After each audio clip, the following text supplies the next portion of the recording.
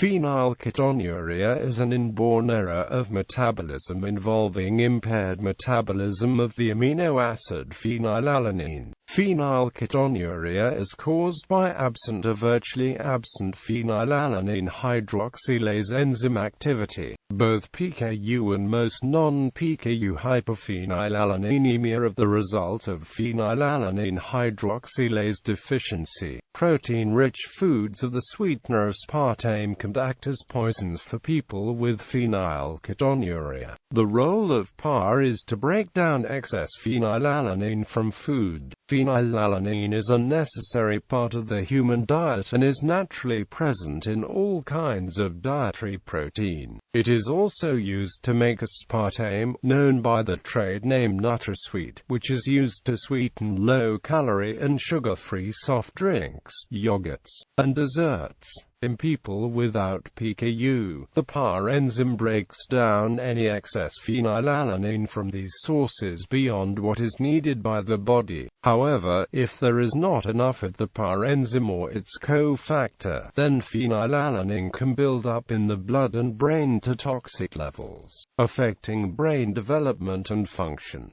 PKU is rare, but important to identify, because if caught early it is very treatable. It is not contagious, and it is lifelong, but with early diagnosis and consistent treatment, the damaging effects can be minimal and non-existent. Untreated PKU can lead to intellectual disability, seizures, and other serious medical problems. The best proven treatment for classical PKU patients is a strict phenylalanine restricted diet supplemented by a medical formula containing amino acids and other nutrients. In the United States, the current recommendation is that the PKU diet should be maintained for life. Patients who are diagnosed early and maintain a strict diet can have a normal lifespan with normal mental development. PKU is an inherited disease. When an infant is diagnosed with PKU, it is never the result of any action of the parents or any environmental factor. Rather, for a child to inherit PKU, both of his or her parents must have at least one mutated allele of the PAR gene. Most parents who are carriers of PKU genes are not aware that they have this mutation because being a carrier causes no medical problems. To be affected by PKU, a child must inherit two mutated alleles, one from each parent.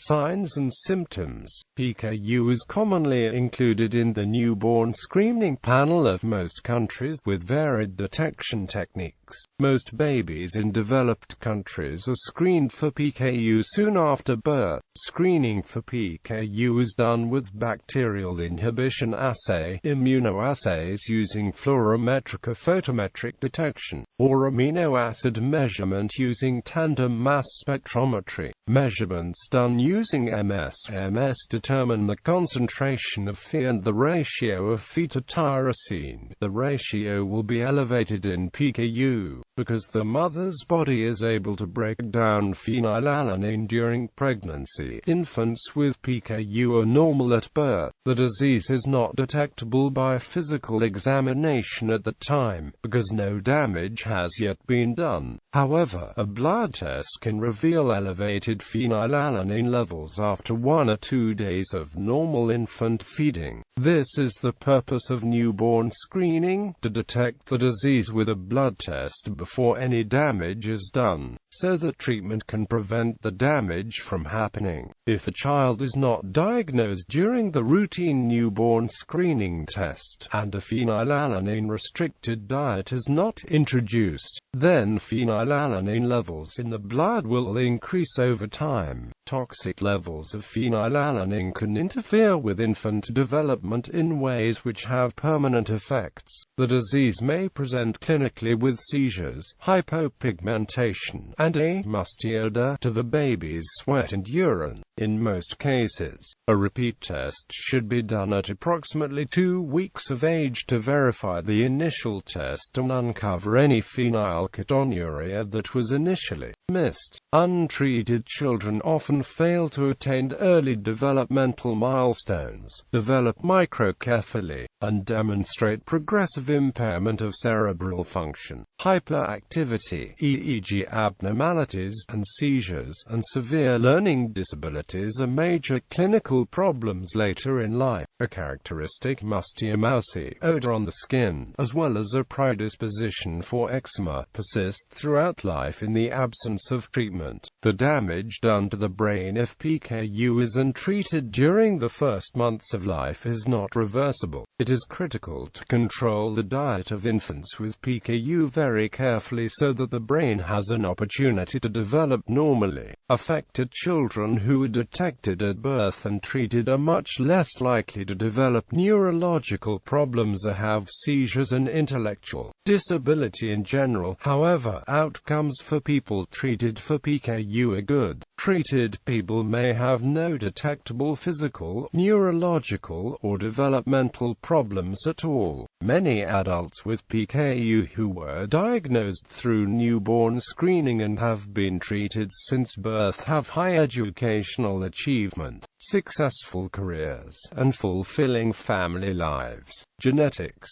PKU is an autosomal recessive metabolic genetic disorder. As an autosomal recessive disorder, 2 PKU alleles are required for an individual to exhibit symptoms of the disease. If both parents are carriers for PKU, there is a 25% chance any child they have will be born with the disorder, a 50% chance the child will be a carrier, and a 25% chance the child will neither develop nor be a carrier for the disease. PKU is characterized by homozygous or compound heterozygous mutations in the gene for the hepatic enzyme phenylalanine-hydroxylase, rendering it non-functional. This enzyme is necessary to metabolize the amino acid phenylalanine to the amino acid tyrosine. When PAR activity is reduced, phenylalanine accumulates and is converted into phenylpyruvate, which can be detected in the urine. Carriers of a single PKU allele do not exhibit symptoms of the disease but appear to be protected to some extent against the fungal toxin ochratoxin A. This accounts for the persistence of the allele in certain populations in that it confers a selective advantage. In other words, being a heterozygote is advantageous. The PAR gene is located on chromosome 12 in the bands 12q22, q24.1. More than 400 disease-causing mutations have been found in the PAR gene. This is an example of allelic genetic heterogeneity. Phenylketonuria can exist in mice, which have been extensively used in experiments into finding an effective treatment for it. The macaque monkey's genome was recently sequenced, and the gene encoding phenylalanine hydroxylase was found to have a sequence that, in humans, would be considered a PKU mutation. Pathophysiology. Classical Pku, and its less severe forms, mild PKU, and mild hyperphenylalaninemia, are caused by a mutated gene for the enzyme phenylalanine hydroxylase, which converts the amino acid phenylalanine to other essential compounds in the body, in particular tyrosine. Tyrosine is a conditionally essential amino acid for PKU patients because without PAR it cannot be produced in the body through the breakdown of phenylalanine. Tyrosine is necessary for the production of neurotransmitters like epinephrine, norepinephrine, and dopamine. PAR deficiency causes a spectrum of disorders, including classic phenylketonuria and mild hyperphenylalaninemia, a less severe accumulation of phenylalanine. Patients with hyperphe may have more functional PAR enzyme and be able to tolerate larger amounts of phenylalanine in the diets than those with classic PKU, but unless dietary intake is at least somewhat restricted, the blood Phe levels are still higher than the levels in people with normal PAR activity. Phenylalanine is a large neutral amino acid. LNAs compete for transport across the blood-brain barrier via the large neutral amino acid transporter. If phenylalanine is in excess in the blood, it will saturate the transporter. Excessive levels of phenylalanine tend to decrease the levels of other LNAs in the brain, as these amino acids are necessary for protein and neurotransmitter synthesis. Phe buildup hinders the development of the brain, causing intellectual disability. Recent research suggests that neurocognitive, psychosocial, quality of life, growth, nutrition, bone pathology are slightly suboptimal even for patients who are treated and maintain the Phe levels in the target range. If the diet is not supplemented with other amino acids, classic PKU dramatically affects myelination and white matter tracts in untreated infants. This may be one major cause of neurological disorders associated with phenylketonuria. Differences in white matter development are observable with magnetic resonance imaging. Abnormalities in gray matter can also be detected, particularly in the motor and premotor cortex, thalamus and the hippocampus. It was recently suggested that PKU may resemble amyloid diseases, such as Alzheimer's disease and Parkinson's disease, due to the formation of toxic amyloid-like assemblies of phenylalanine. Other non-PKU mutations can also cause PKU. Tetrahydrobiopterin deficient hyperphenylalaninemia. A rarer form of hyperphenylalaninemia occurs when the PKU enzyme is normal, and a defect is found in the biosynthesis or recycling of the cofactor tetrahydrobiopterin. BH4 is necessary for proper activity of the enzyme PKU, and this coenzyme can be supplemented as treatment. Those who suffer from this form of hyperphenylalaninemia may have a deficiency of tyrosine. These patients must be supplemented with tyrosine to account for this deficiency. Dihydrobiopterin reductase activity is needed to replenish quinonoid dihydrobiopterin back into its tetrahydrobiopterin form, which is an important cofactor in many reactions in amino acid metabolism. Those with this deficiency may produce sufficient levels of the enzyme phenylalanine hydroxylase, but since tetrahydrobiopterin is a cofactor for PKU activity, deficient dihydrobiopterin reductase renders any PKU produced unable to use phenylalanine to produce tyrosine. Tetrahydrobiopterin is a cofactor in the production of L-DOPA from tyrosine and 5-hydroxyl-tryptophan from tryptophan, which must be supplemented as treatment in addition to the supplements for classical PKU. Levels of dopamine can be used to distinguish between these two types. Tetrahydrobiopterin is required to convert Phe to TR and is required to convert TR to L-DOPA via the enzyme tyrosine hydroxylase. L-DOPA, in turn, is converted to dopamine. Low levels of dopamine lead to higher levels of prolactin. By contrast, in classical PKU, prolactin levels would be relatively normal. Tetrahydrobiopterin deficiency can be caused by defects in 4 genes. They are known as HPABH4A, HPABH4B, HPABH4C, and HPABH4D. Metabolic pathways. The enzyme phenylalanine hydroxylase normally converts the amino acid phenylalanine into the amino acid tyrosine. If this reaction does not take place, phenylalanine accumulates and tyrosine is deficient. Excessive phenylalanine can be metabolized into phenylketones through the minor route, a transaminase pathway with glutamate. Metabolites include phenylacetate, phenylpyruvate and phenethylamine. Elevated levels of phenylalanine in the blood and detection of phenylketones in the urine is diagnostic. However, most patients are diagnosed via newborn screening. Treatment.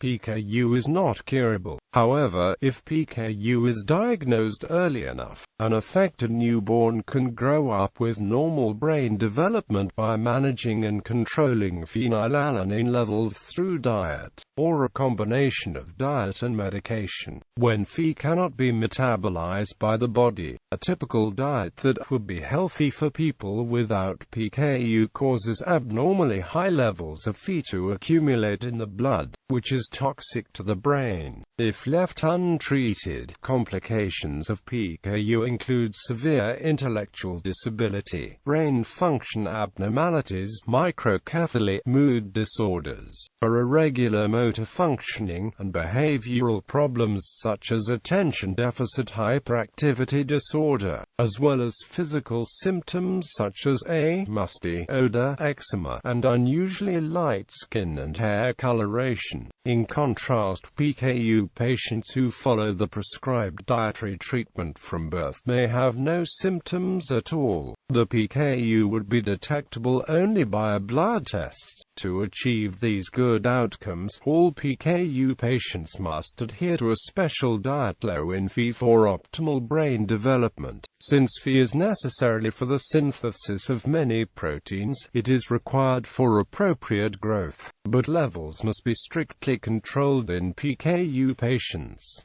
PKU is not a food allergy or a digestive problem. Eating forbidden foods does not cause an immediate reaction. However, some people with PKU can be very sensitive to quick changes in Phe levels causing a protein high. Quick changes can be caused by absorption of PKU formula causing the level of phenylalanine to drop suddenly, or a quick rise in Phe level after a meal high in protein. The phenylalanine from that food remains in the person's system, however, and as Phe accumulates over time they may experience concentration, confusion and mood problems, as well as eczema and other symptoms. For children, developmental problems may occur if levels are elevated frequently or remain elevated for a significant amount of time. Changes in Phe levels while sleeping at night can prevent some people with PKU from getting enough rest, making it more difficult to concentrate during the day. Optimal health ranges are between 120 and 360 micromole L, or equivalently 2 to 6 milligrams DL, and aim to be achieved during at least the first 10 years, to allow the brain to develop normally. In the past, PKU-affected people were allowed to go off diet after approximately 8, then 18 years of age. Today, most physicians recommend PKU patients must manage the Phe levels throughout life. For teens and adults, somewhat higher levels of Phe may be tolerable, but restriction is still advised to prevent mood disorders and difficulty concentrating, among other neurological problems. The diet requires severely restricting or eliminating foods high in Phe, such as soybeans, seal meat, egg whites, shrimps, chicken breast, spirulina, watercress, fish, whale, nuts, crayfish, lobster, tuna, turkey, legumes, elk meat and low-fat cottage cheese. Starchy foods,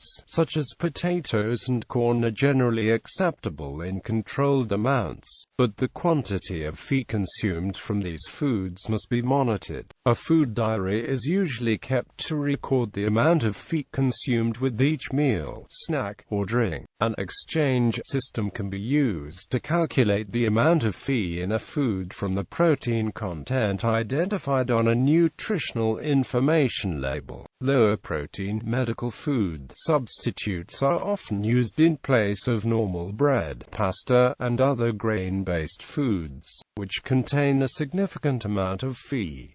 Many fruits and vegetables are lower in Phe and can be eaten in larger quantities. Infants may still be breastfed to provide all of the benefits of breast milk, but the quantity must also be monitored and supplementation for missing nutrients will be required. The sweetener aspartame, present in many diet foods and soft drinks, must also be avoided, as aspartame contains phenylalanine. Different patients can tolerate different amounts of Phe in the diet. Regular blood tests are required to determine the effects of dietary Phe intake on blood Phe level. Patients typically work with a professional dietitian to find a diet that meets the nutritional needs without causing the blood Phe level to exceed the target range. Supplementary protein substitute formulas are typically prescribed for classical PKU patients to provide the amino acids and other necessary nutrients that would otherwise be lacking in a low phenylalanine diet. Tyrosine, which is normally derived from phenylalanine and which is necessary for normal brain function, is usually supplemented. Consumption of the protein substitute formulas can actually reduce phenylalanine levels, probably because it stops the process of protein catabolism from releasing Phe stored in the muscles and other tissues into the blood. Many PKU patients have the highest Phe levels after a period of fasting, because fasting triggers catabolism. A diet that is low in phenylalanine but does not include protein substitutes may also fail to lower blood Phe levels, since a nutritionally insufficient diet may also trigger catabolism. For all these reasons, the prescription formula is an important part of the treatment for patients with classic PKU. The oral administration of tetrahydrobiopterin can reduce blood levels of this amino acid in certain patients. The company Biomarin Pharmaceutical has produced a tablet preparation of the compound supropterin dihydrochloride, which is a form of tetrahydrobiopterin. Kuvan is the first drug that can help BH4 responsive PKU patients lower Phe levels to recommended ranges. Working closely with a dietitian, some PKU patients who respond to Kuvan may also be able to increase the amount of natural protein they can eat. After extensive clinical trials, Kuvan has been approved by the FDA for use in PKU therapy. Some researchers and clinicians working with PKU are finding Kuvan a safe and effective addition to dietary treatment and beneficial to patients with PKU. Biomarin is currently conducting clinical trials to investigate another type of treatment for PKU. PEG-PAL is an enzyme substitution therapy in which the missing PAR enzyme is replaced with an analogous enzyme that also breaks down Phe. PEG-PAL is now in phase 2 clinical development to treat patients who do not adequately respond to Kuvan. Dietary supplementation with large neutral amino acids, with or without the traditional PKU diet, is another treatment strategy. The LNAs compete with Phe for specific carrier proteins that transport LNAs across the intestinal mucosa into the blood and across the blood-brain barrier into the brain. Studies have demonstrated that PKU patients given daily supplements of LNAs have decreased plasma Phe levels and reduced brain Phe concentrations, measured by magnetic resonance spectroscopy. Another interesting treatment strategy for PKU patients is casein glycomacropeptide, which is a milk peptide naturally free of Phe in its pure form. CGMP can substitute the main part of the free amino acids in the PKU diet and provides several beneficial nutritional effects compared to free amino acids. The fact that CGMP is a peptide ensures that the absorption rate of its amino acids is prolonged compared to free amino acids and thereby results in improved protein retention and increased satiety compared to free amino acids. Another important benefit of CGMP is that the taste is significantly improved when CGMP substitutes part of the free amino acids, and this may help ensure improved compliance to the PKU diet. Furthermore, CGMP contains a high amount of the Phe-lowering LNAs, which constitutes about 41 grams per 100 grams protein and will therefore help maintain plasma Phe levels in the target range. Other therapies are currently under investigation, including gene therapy. Maternal phenylketonuria. For women with phenylketonuria, it is essential for the health of their children to maintain low Phe levels before and during pregnancy. Though the developing fetus may only be a carrier of the PKU gene, the intrauterine environment can have very high levels of phenylalanine, which can cross the placenta. The child may develop congenital heart disease, growth retardation, microcephaly, and intellectual disability as a result. PKU-affected women themselves are not at risk of additional complications during pregnancy. In most countries, women with PKU who wish to have children are advised to lower the blood Phe levels before they become pregnant, and carefully control the levels throughout the pregnancy. This is achieved by performing regular blood tests and adhering very strictly to a diet, in general monitored on a day-to-day basis by a specialist metabolic dietitian. In many cases, as the fetus's liver begins to develop and produce PAH normally, the mother's blood Phe levels will drop, requiring an increased intake to remain within the safe range of 2 to 6 mg/dl. The mother's daily Phe intake may double or even triple by the end of the pregnancy. As a result, when maternal blood Phe levels fall below 2 mg/dl, anecdotal reports indicate that the mothers may suffer adverse effects, including headaches, nausea, hair loss, and general malaise. When low phenylalanine levels are maintained for the duration of pregnancy, there are no elevated levels of risk of birth defects compared with a baby born to a non-PKU mother. Epidemiology. The average number of new cases of PKU varies in different human populations. United States Caucasians are affected at a rate of 1 in 10,000. Turkey has the highest documented rate in the world, with 1 in 2,600 births, while countries such as Finland and Japan have extremely low rates with fewer than 1 case of PKU in 100,000 births. A 1987 study from Slovakia reports a Roma population with an extremely high incidence of PKU due to extensive inbreeding. It is the most common amino acid metabolic problem in the United Kingdom. History. Before the causes of PKU were understood, PKU caused severe disability in most people who inherited the relevant mutations. Nobel and Pulitzer Prize-winning author Pearl S. Buck had a daughter named Carol who lived with PKU before treatment was available, and wrote a moving account of its effects in a book called The Child Who Never Grew. Many untreated PKU patients born before widespread newborn screening are still alive, largely independent living homes, institutions. Phenylketonuria was discovered by the Norwegian physician Ivar Asbjorn Folling in 1934 when he noticed hyperphenylalaninemia was associated with intellectual disability. In Norway, this disorder is known as Folling's disease, named after its discoverer. Dr. Folling was one of the first physicians to apply detailed chemical analysis to the study of disease.